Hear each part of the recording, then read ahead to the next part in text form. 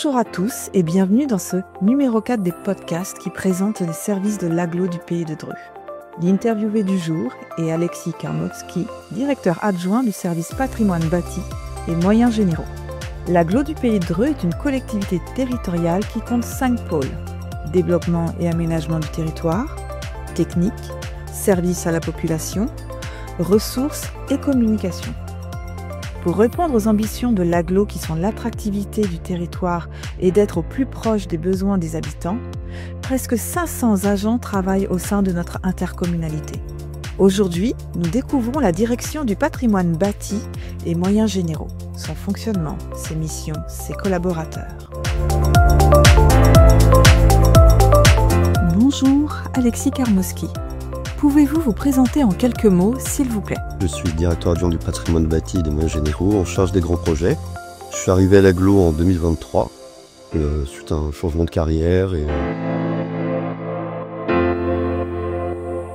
Qu'est-ce qui vous a donné envie de rejoindre l'agglo du Pays de Dreux? Déjà ma passion pour le patrimoine en général et tout l'environnement de la construction et les bâtiments. Quel est le positionnement de la direction du patrimoine bâti et des moyens généraux au sein de l'agglo du Pays de Dreux? Alors nous, on fait partie du pôle technique, au service technique de l'agglomération, qui se situe région Louis Chanoine à Dreux. Donc on est détaché de la cité administrative, parce qu'on accueille 3 gros services. Le grand cycle de l'eau, qui va gérer tout ce qui est assainissement, eau potable et compagnie, les déchets, et nous, du coup, la direction du patrimoine bâti. Pouvez-vous présenter votre équipe et ses missions? Alors l'équipe est composée de la partie patrimoine, qui va s'occuper de la partie énergétique. On a un ingénieur thermicien qui va s'occuper vraiment de regarder l'aspect thermique et la gestion des fluides de tout le bâtiment. La partie réellement patrimoine à proprement parler, qui va s'occuper des plus gros entretiens maintenance des bâtiments. La partie sécurité, qui va gérer tout ce qui est contrôle de sécurité des bâtiments, incendie, accessibilité, etc. La partie véhicules légers, où on a 2 agents qui s'occupent du parc auto, qui est composé de 80 véhicules et dont ils font plus l'entretien en interne. Et ensuite, on a la régie composée pour l'instant de 3 agents qui vont s'occuper de tout ce qui est le petit entretien de maintenance de tout le bâtiment. Comment passe-t-on des objectifs à la réalité? Alors effectivement, on a des plannings annuels, d'une part de travaux qu'on prévoit au moment où on crée les budgets.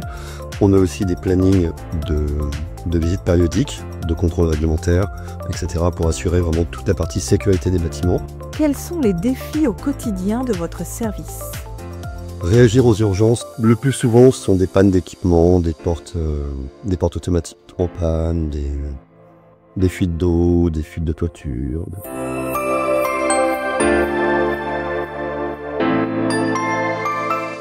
Parlons un peu de la vie d'équipe. Comment pourriez-vous définir l'ambiance du service? C'est une équipe qui est extrêmement performante, très impliquée.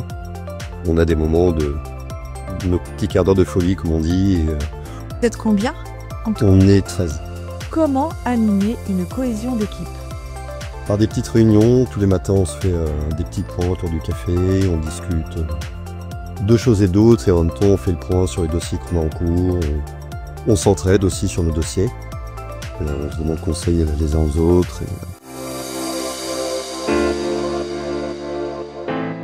Si on revient à vous, qu'est-ce qui vous motive au quotidien?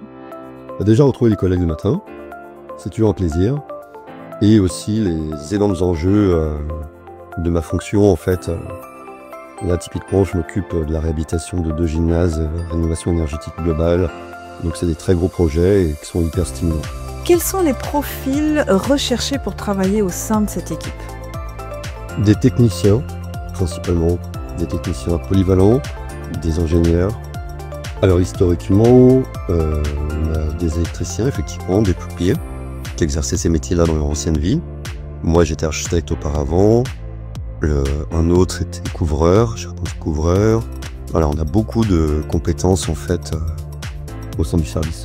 Là, idéalement, on aimerait bien recruter un pilote de chantier.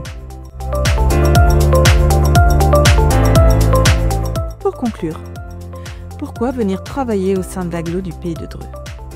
a beaucoup de travail, mais on arrive à le faire de manière agréable. Et l'équipe qui est absolument formidable et l'ambiance au sein de l'Aglo qui est vraiment chouette. Tout le monde a toujours le sourire, c'est très agréable, beaucoup de bienveillance. Merci Merci. et au revoir.